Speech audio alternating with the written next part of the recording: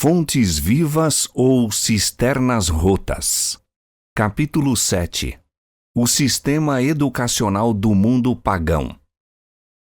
Deus chamou Israel para tornar-se uma nação de mestres e lhes deu estatutos e juízos que, quando formavam a base dos sistemas educacionais, tendiam a tornar a nação um povo peculiar, uma nação de sacerdotes, uma raça espiritual, tornando-os, assim, o principal povo do mundo. De onde eles foram chamados? Mas o Senhor vos tomou e vos tirou da fornalha de ferro do Egito. Deuteronômio capítulo 4, verso 20. Lemos ainda: do Egito chamei o meu filho. Mateus 2, verso 1. O Egito ergue-se como personificação do mundo pagão e seu próprio nome significa trevas. O escuro manto do paganismo sempre obstruiu a brilhante luz da verdade. Como o poder físico, intelectual e político de Israel derivava e dependia de seu sistema de educação, então seria muito natural supor que o poder oposto, o do paganismo, possuísse ideias educacionais e fosse controlado por um sistema de instrução em harmonia com suas práticas. Ou, para afirmar de modo mais lógico, concluímos necessariamente que o mundo pagão estava fundamentado sobre um sistema de educação distinto e que os costumes e práticas das nações pagãs eram o resultado das ideias educacionais que eles defendiam. O sistema dado por Deus, como observado entre os hebreus, fundamentava-se na fé e desenvolvia o lado espiritual da natureza humana, tornando possível à divindade, no mais elevado sentido, unir-se com a humanidade. O resultado dessa união do humano com o divino, Emanuel, é a mais elevada criação do universo. Ela, em si mesma, representava um poder diante do qual homens e demônios se curvavam. Nota dos editores. Em concordância com essa ideia, Ellen White declarou: como Deus, ele, Cristo, não podia ser tentado, mas como homem, podia sê-lo, e isso fortemente, e podia ceder às tentações. Sua natureza humana teria de passar pela mesma prova e provação que Adão e Eva. Sua natureza humana foi criada. Ela nem sequer possuía os poderes angélicos. Era humana, idêntica à nossa. Mensagens Escolhidas, volume 3, página 129. O paganismo significa autoadoração. Quanto ao paganismo e seu sistema de educação, qual era a religião do mundo pagão? E quais eram as ideias que ele se esforçava por propagar? Primeiro, ele estabeleceu o estudo e adoração do eu acima de Deus. Cristo é a verdadeira luz que, vinda ao mundo, ilumina a todo homem. João capítulo 1, verso 9.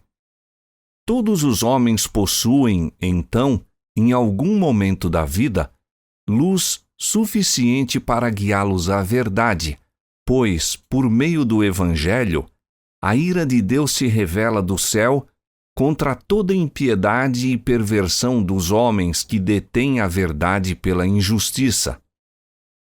Porquanto o que de Deus se pode conhecer é manifesto entre eles, porque Deus lhes manifestou. Porque os atributos invisíveis de Deus, assim o seu eterno poder, como também a sua própria divindade, claramente se reconhecem desde o princípio do mundo, sendo percebidos por meio das coisas que foram criadas. Tais homens são, por isso, indesculpáveis.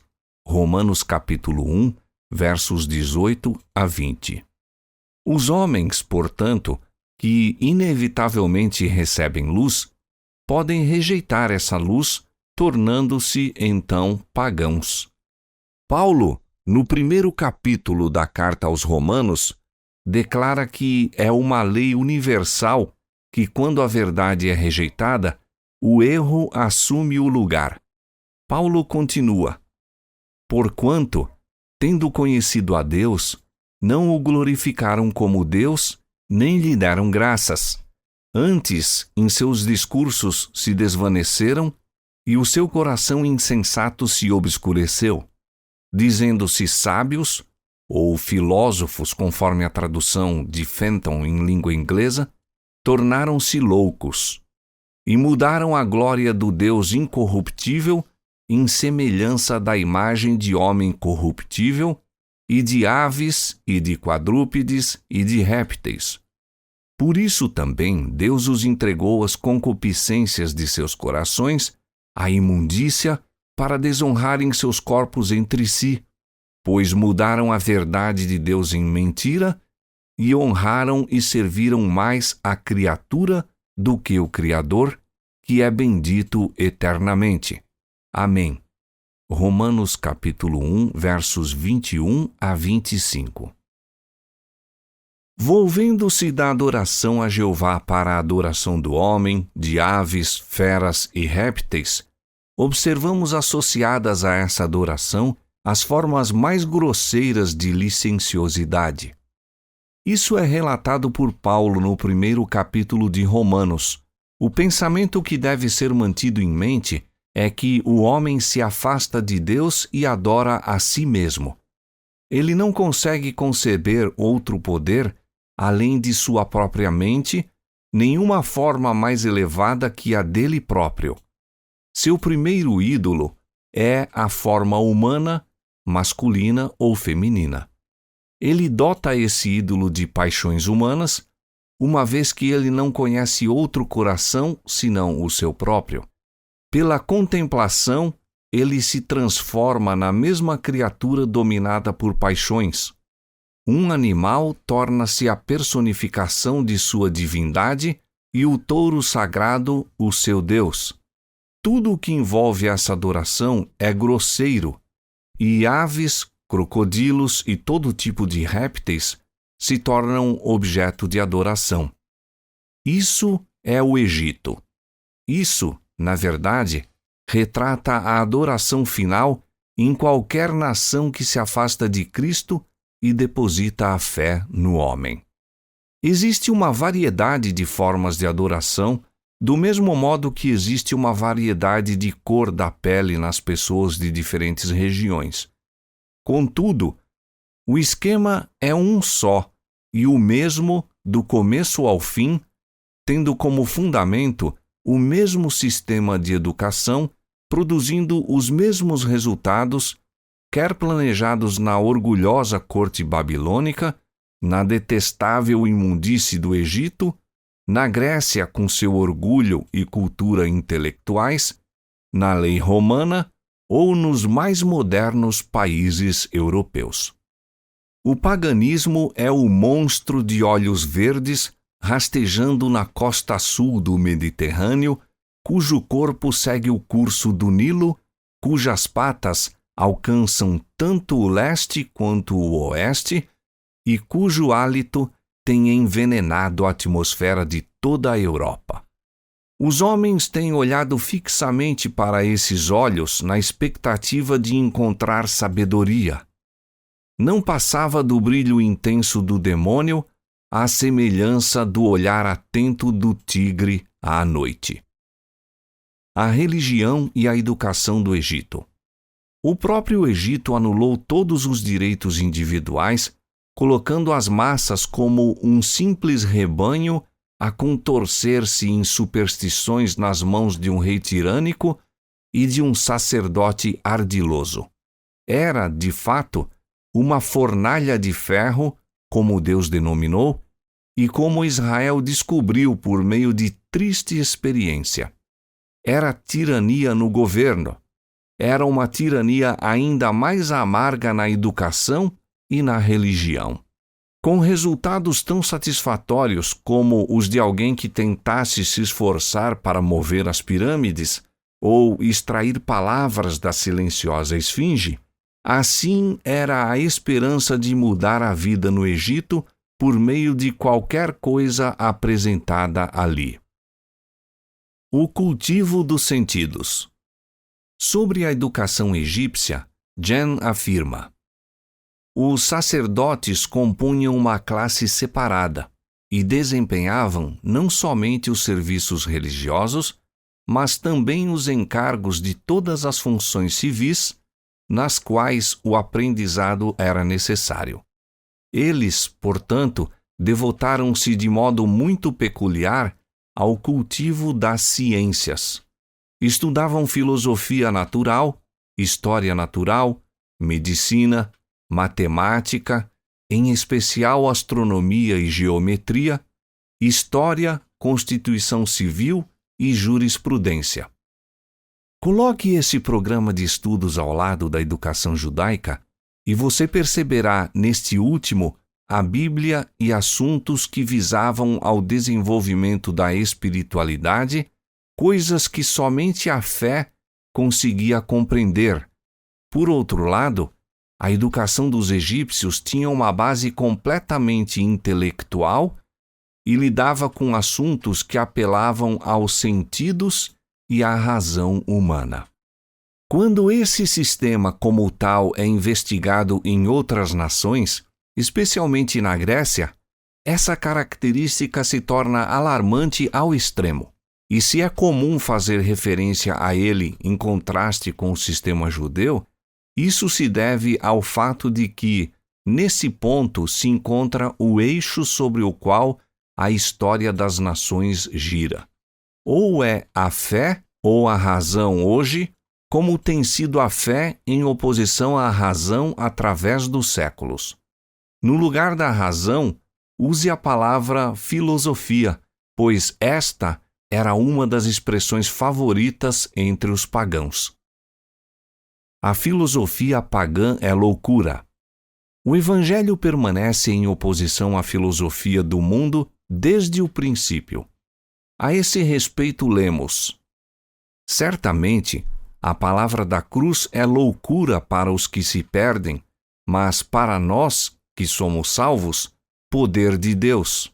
Pois está escrito: destruirei a sabedoria dos sábios e aniquilarei a inteligência dos instruídos.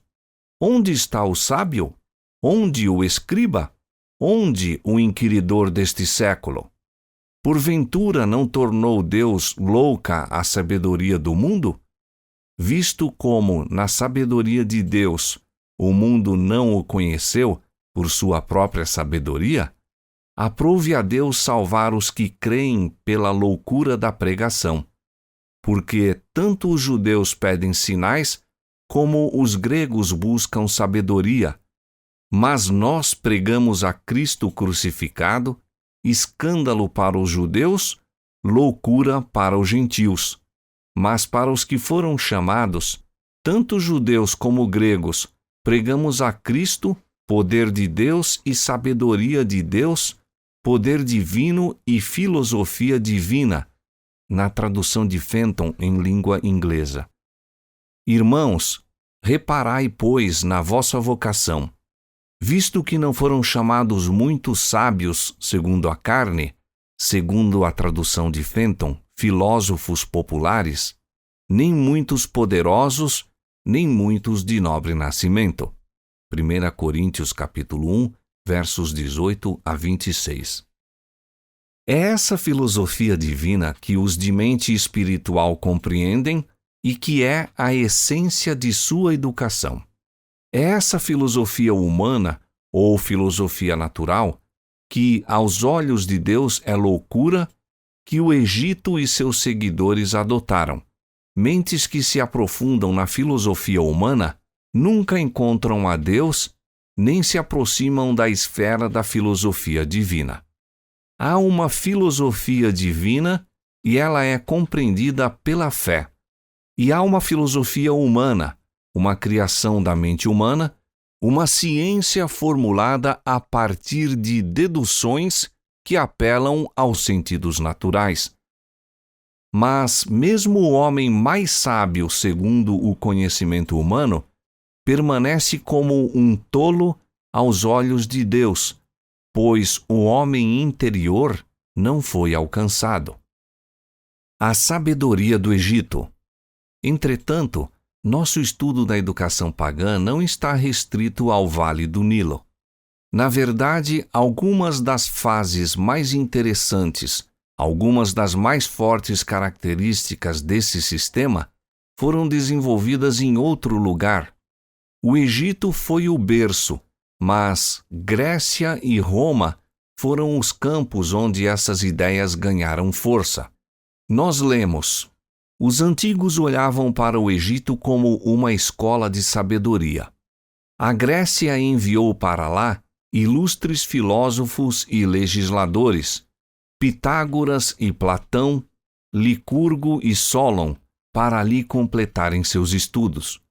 Logo, mesmo os gregos, nos tempos antigos, estavam habituados a se apropriar tanto da política quanto do saber dos egípcios. A educação de Esparta e o Egito.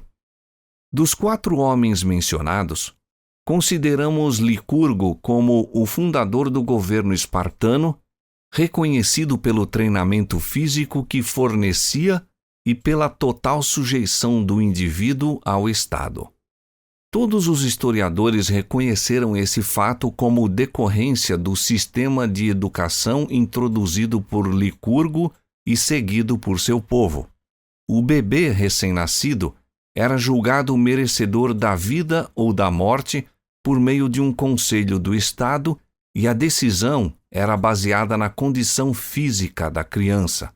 Aos 7 anos, a criança tornava-se propriedade do Estado e assim permanecia até a idade de 60 anos. Era uma educação mais exclusivamente física ou puramente secular do que qualquer outra oferecida na Terra. Atenas e o Egito. A prosperidade de Atenas, onde se forjou o mais perfeito modelo de civilização pagã, data do período de Solon, que, como já vimos, concluiu sua educação no Egito. Nesses 2 homens, vemos como a aprendizagem voltada para o aspecto físico se tornou tão proeminente na educação pagã. O programa acadêmico na escola de Pitágoras abrangia matemática, física, metafísica e medicina. ênfase especial era dada à matemática, que Pitágoras considerava a mais nobre das ciências. Aqui é revelada a inclinação da educação pagã para o puramente intelectual. Sobre Platão, leremos mais adiante. A natureza universal da educação egípcia. Se o Egito ofereceu solo para a germinação da semente da educação pagã, a Grécia fez com que a planta produzisse sementes, e Roma, atuando como o vento que sopra a plumagem, disseminou por toda parte a educação pagã. De Roma lemos: ela reuniu em seus braços os elementos das culturas grega e oriental, e à medida que seu fim se aproximava, os disseminou livremente por todo o restante da Europa. Roma foi a disseminadora da cultura para o mundo moderno. Platão e a educação. A fim de compreender a fertilidade das sementes da educação pagã, é necessário considerar com cuidado o mentor desse sistema, a saber, Platão. Emerson, em sua obra Representative Men, Homens Representativos, define a posição de Platão e de sua filosofia tanto no mundo pagão quanto no conhecido mundo cristão, onde os ensinos desse filósofo grego, educado no Egito, exclui a própria palavra de Deus. Ele diz: de Platão procedem todas as coisas que ainda são escritas e debatidas por homens pensantes. A Bíblia dos doutos por 2.200 anos, cada jovem sagaz que diz em sequência coisas refinadas a cada geração hesitante, Erasmo, Bruno, Locke, Rousseau, Coleridge é algum leitor de Platão.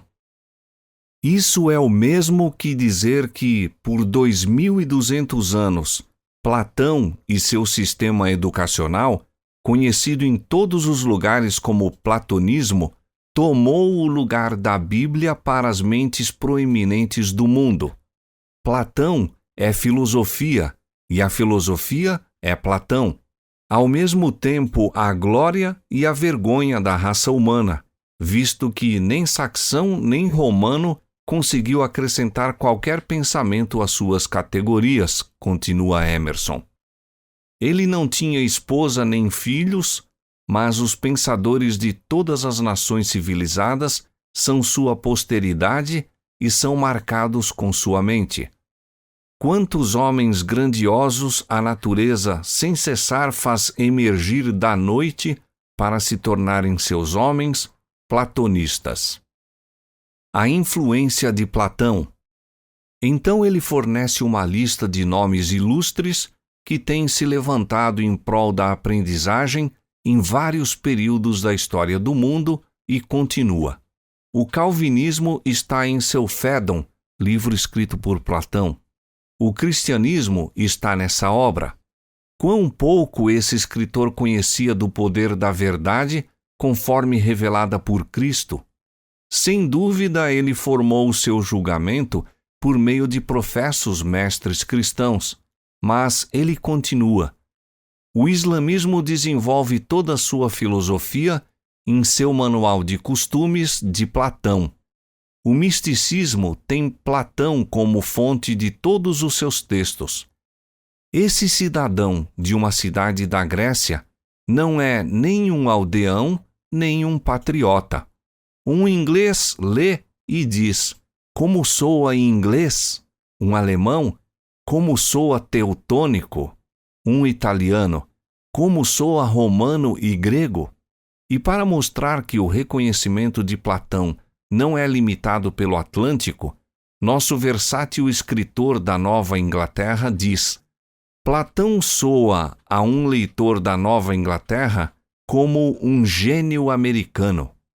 Tem o leitor alguma dúvida de que nossas instituições americanas de educação possam ter reconhecido a universalidade desse mestre da filosofia e adotado em seu currículo seu sistema de raciocínio?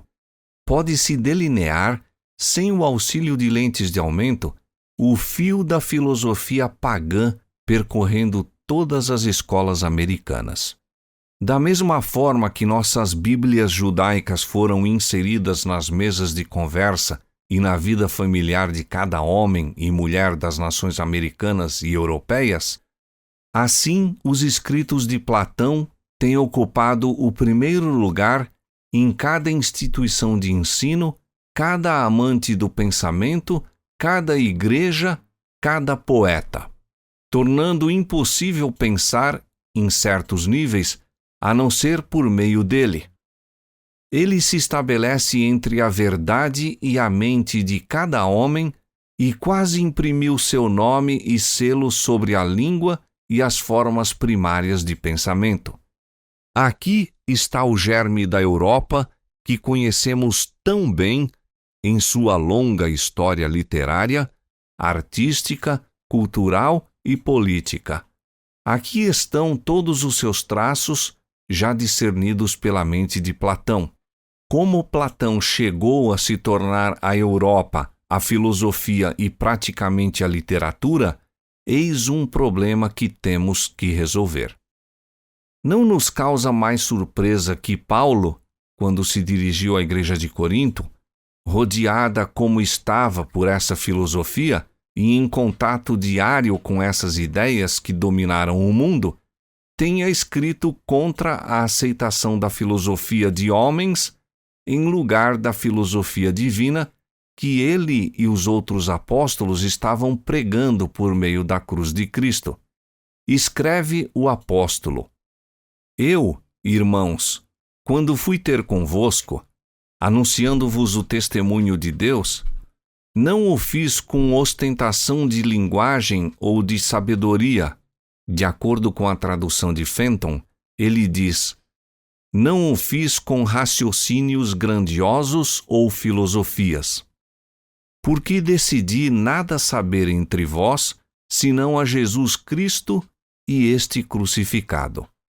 A minha palavra e a minha pregação não consistiram em linguagem persuasiva de sabedoria ou raciocínios filosóficos cativantes, segundo Fenton, mas em demonstração do Espírito e de poder, para que a vossa fé não se apoiasse em sabedoria humana ou filosofia humana, de acordo com Fenton, e sim no poder de Deus." 1 Coríntios, capítulo 2, versos 1 a 5. Cuidado que ninguém vos venha a enredar com sua filosofia e vãs sutilezas, conforme a tradição dos homens, conforme os rudimentos do mundo e não segundo Cristo. Colossenses 2, 8. O evolucionismo, base do platonismo. Visto então que o sistema platônico de educação tem exercido e ainda está exercendo tamanha influência sobre a mente humana, nos convém averiguar os princípios básicos do seu sistema. No que esse filósofo acreditava e o que ensinava? Citações já foram apresentadas mostrando que ele é o pai da filosofia moderna. Emerson define essa filosofia. Ele diz: "A filosofia é a explicação que a mente humana dá a si mesma com relação à constituição do mundo. Todas as tentativas, portanto, para explicar a constituição do mundo, quando assim diz o Senhor é recusado, constitui filosofia, e filosofia é Platão. Pela fé, entendemos que foi o universo formado pela palavra de Deus, de maneira que o visível veio a existir das coisas que não aparecem." Hebreus capítulo 11, verso 3. Mas o platonismo é a mente tentando explicar a constituição dos mundos para si mesma. Como, você pode pensar, o autor dessa filosofia lida com a explicação de coisas que podem ser compreendidas unicamente pela fé? A Platão pertence a honra de ser o primeiro a submeter a educação a um exame científico, afirma Painter. Aqui teve início o laboratório de experimentação que tem sido perpetuado por Huxley, Darwin e outros.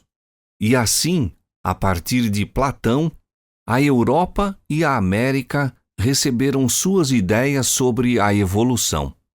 Platão trouxe essas ideias do Egito e de Babilônia, e as escolas de hoje seguem essa filosofia de fabricação humana. Nossos homens de intelecto escrevem livros-textos e os colocam nas mãos da juventude, ensinando-os a explicar a constituição dos mundos segundo o pensamento da mente de homens. Mais algumas reflexões sobre Platão e veremos o que é a evolução, bem como onde ela é encontrada agora.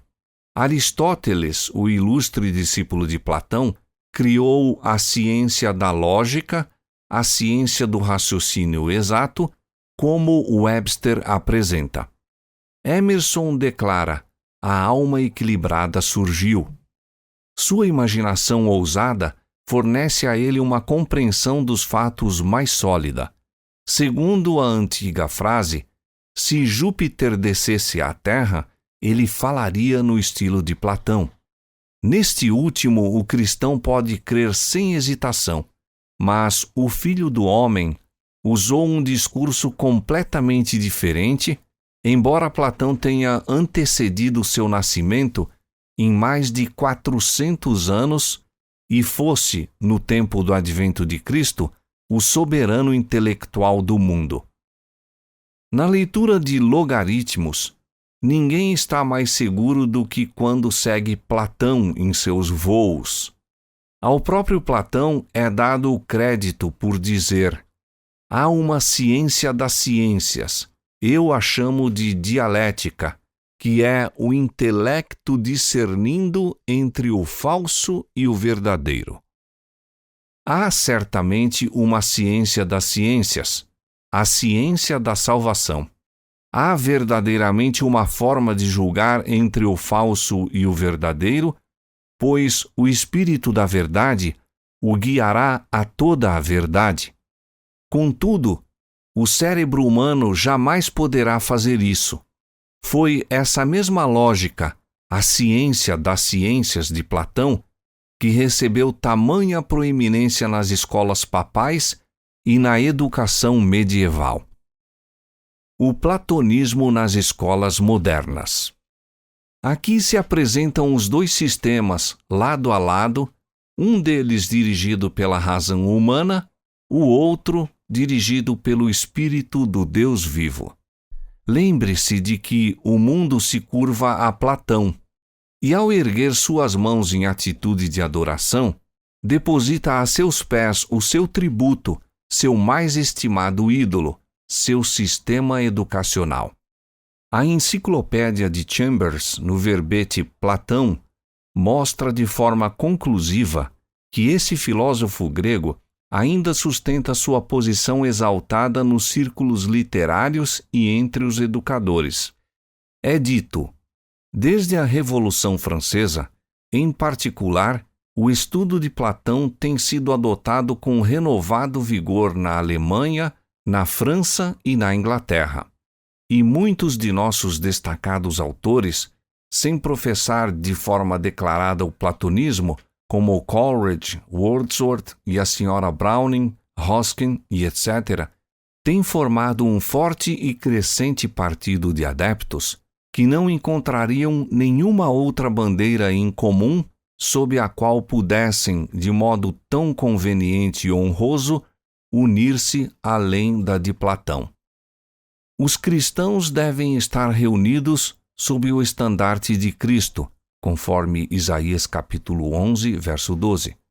Mas muitos educadores da atualidade não encontram nenhuma outra bandeira em comum sob a qual possam, de modo tão conveniente e honroso, unir-se além da de Platão.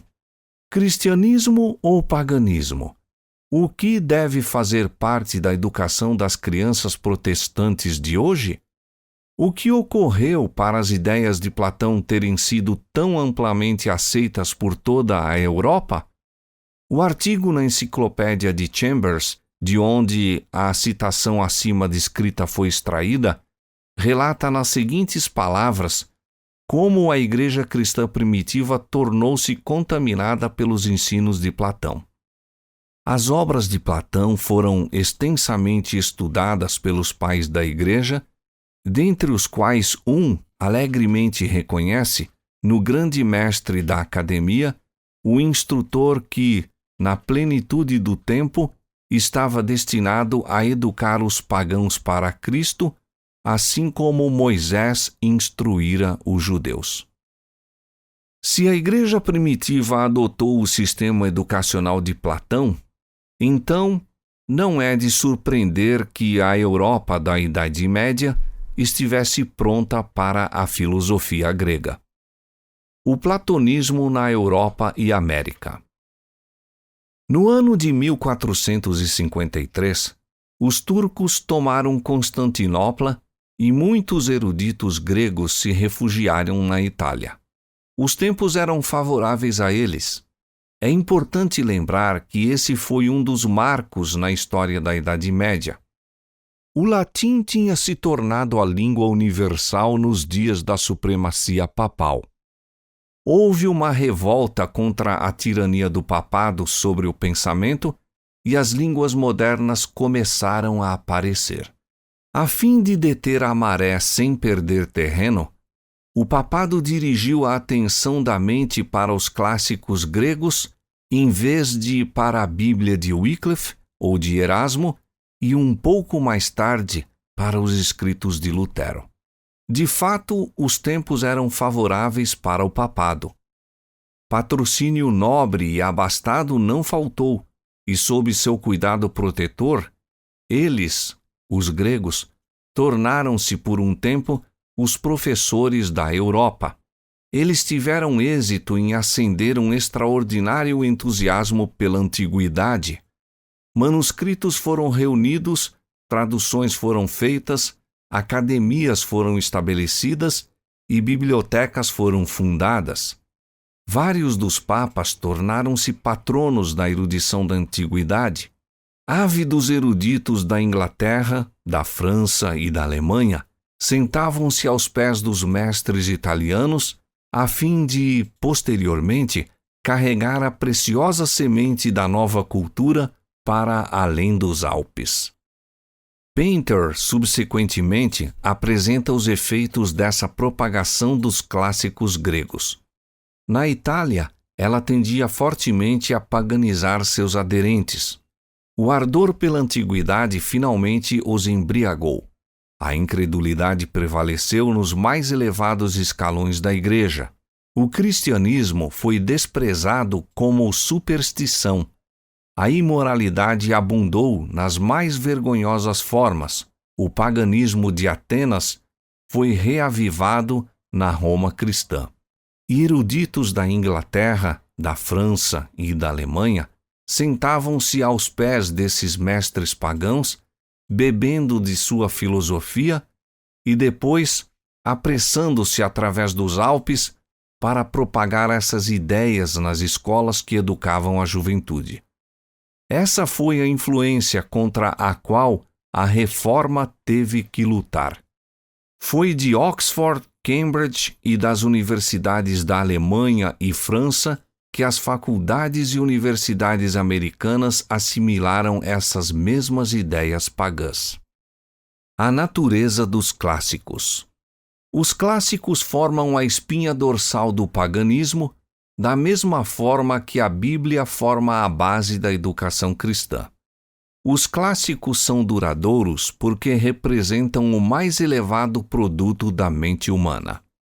A recente mudança nos círculos educacionais e por parte de algumas de nossas proeminentes faculdades contra o estudo das humanidades, dos clássicos gregos e latinos, e em favor dos estudos modernos, isto é, ciência, línguas modernas e história, nunca poderá alcançar um ponto de estabilidade até que a Bíblia seja colocada em sua apropriada posição como fator educacional, pois substituir os clássicos sem colocar em seu lugar aquilo que seja igualmente forte ou até mesmo mais forte é inútil. Uma reação é inevitável e os clássicos voltarão a seu antigo lugar de honra.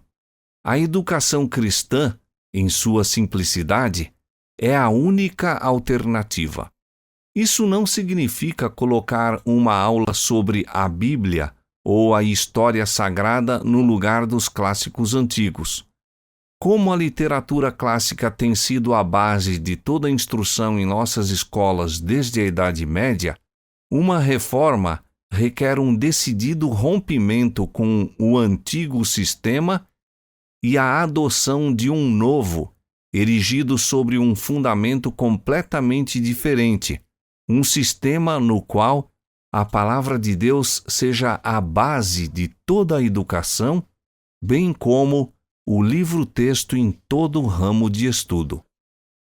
O paganismo e nossos filhos. Os pais, ao lerem isso, podem afirmar que apenas uma pequena proporção de pessoas consegue obter uma educação clássica. Mas se você enviar seu filho aos modernos jardins da infância, ele ouvirá a história de Plutão ou de Ceres, deusa dos grãos dourados, de Mercúrio, o deus mensageiro alado, das ninfas das florestas, de Éolo, que domina os ventos e traz tempestades, ou de Apolo, que é conduzido pelo céu numa carruagem de fogo. Ou se os verdadeiros nomes gregos forem descartados, a natureza é personificada de tal maneira a fim de dar à mente infantil uma ideia distorcida das coisas, conduzindo-a a qualquer outra coisa, exceto a pura e simples verdade da palavra de Deus. Ela, portanto, bebe dos mitos e fábulas dos gregos desde a tenra infância. Um dos primeiros livros de leitura infantil traz a história de Proserpina, filha de Júpiter com Ceres, que foi raptada e escondida sob a terra durante um tempo. Os estudos referentes à natureza são revestidos com frequência de atrativos para a mente juvenil ao serem associados aos antigos deuses e deusas gregos. Mas mesmo na forma mais sutil, as ideias do repertório clássico são ensinadas por meio das teorias evolucionistas e da filosofia no decorrer das séries do ensino fundamental e médio. A evolução. Filosofia, como citado anteriormente, é definida como a explicação que a mente humana dá a si mesma com relação à constituição do mundo. Essa filosofia é agora conhecida como evolução, pois a evolução é a maneira como o homem explica a constituição do mundo e das criaturas que nele habitam. Observe estas palavras da pena de Henry Drummond. Em um artigo preparado para o Parlamento das Religiões, intitulado Evolução do Cristianismo, ele diz: trabalhando em seu próprio domínio, a ciência descobriu como Deus fez o mundo. Pela fé, entendemos que foi o universo formado pela Palavra de Deus. Hebreus capítulo 11, verso 3. O Sr. Drummond continua: para a própria ciência, essa descoberta foi surpreendente e tão inesperada como sempre foi para a teologia. Há exatos 50 anos, o Sr. Darwin escreveu em assombro ao Sr. Hooker que a velha teoria da criação específica, segundo a qual Deus fez todas as espécies separadamente e as introduziu no mundo uma a uma, estava se desfazendo diante de seus olhos. Ele estava desabafando o pensamento, conforme ele afirma em sua carta, quase como se estivesse confessando um assassinato. Mas o mundo havia se curvado tão completamente ao peso dos fatos diante dos quais até mesmo Darwin tremeu, que um dos últimos livros sobre o darwinismo, escrito por uma mente tão religiosa como a do Sr. Alfred Russel Wallace, contém estas palavras em seu capítulo de abertura. Todo o mundo científico e literário, até mesmo todo o público instruído, aceita como sabedoria comum a origem das espécies a partir de outras espécies semelhantes pelo processo comum de nascimento natural. A ideia de uma criação especial ou qualquer outro modo de produção excepcional está absolutamente extinta. O melhor seria ler as próprias palavras de Drummond, mas, resumidamente, ele diz: é desnecessário, neste momento, assinalar a incomparável grandeza do novo conceito, a evolução. Como ele preencheu a imaginação cristã e motivou o entusiasmo das mentes mais sóbrias a partir de Darwin, é do conhecimento de todos. Não nos é possível ser demasiado agradecidos à ciência por essa esplêndida hipótese, e somente a teologia, que lhe conferir um lugar, ainda que temporário, em sua doutrina da criação, poderá enriquecer-se. Que estranho Deus ter falhado em revelar essa estupenda verdade por meio de sua palavra e ter deixado que a ciência, nas mãos dos descendentes de Platão, a descobrisse. Era preciso, afirma Drummond, uma apresentação digna de confiança, especialmente à luz da astronomia, da geologia, da paleontologia e da biologia. Essas áreas, como já dissemos, tornaram a primeira teoria simplesmente insustentável. E a ciência forneceu à teologia uma teoria que o intelecto pode aceitar. A fé foi deixada de lado. O intelecto humano foi exaltado, o paganismo baniu o cristianismo e nossos meninos e meninas agora estudam a hipótese nebulosa que explica a criação dos mundos em sua astronomia e geografia. Eles discorrem sobre as longas eras necessárias para a formação das camadas geológicas da Terra. Eles estudam os fósseis de eras passadas e, a partir deles, descrevem a evolução do homem a partir de um pólipo. A insuperável influência das escolas. Qual a utilidade de se pregar o Evangelho em um dia da semana, se nos outros 6 dias o paganismo orienta o intelecto? Por que sentar-se e sonhar com o céu, ou gastar dinheiro para a conversão de pessoas, enquanto a educação pagã conduz seus próprios filhos pela mão e entrelaça suas mentes num emaranhado de teorias que cegam seus olhos para as verdades espirituais? As palavras do presidente Harper da Universidade de Chicago têm peso. Ele diz: é difícil profetizar qual será o resultado do nosso atual método de educar a juventude nos próximos 50 anos. Estamos treinando a mente em nossas escolas públicas, mas o aspecto moral da natureza da criança é quase que inteiramente negligenciado. A Igreja Católica Romana insiste em remediar esse evidente mal, mas nossas igrejas protestantes parecem ignorar isso completamente. Elas esperam que a escola dominical compense o que as nossas escolas públicas deixam por fazer, e a consequência é que nós deixamos passar um perigo tão real e tão grandioso quanto qualquer outro que já tivemos de enfrentar.